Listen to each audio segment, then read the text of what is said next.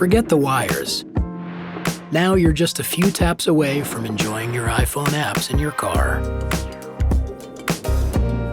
While your vehicle is in park, make sure that your phone's Bluetooth is active and in discoverable mode.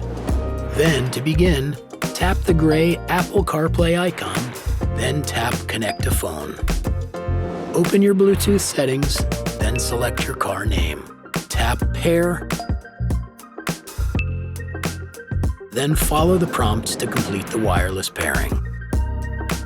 You will be prompted to accept terms and conditions on the vehicle infotainment screen, and then accept the wireless prompt on your phone. Once paired, Apple CarPlay will launch automatically and you can access your apps. As another option, you can also connect by plugging your phone's USB cable into your vehicle's USB port. You will be prompted to accept the terms and conditions if you haven't, and Apple CarPlay should launch right away.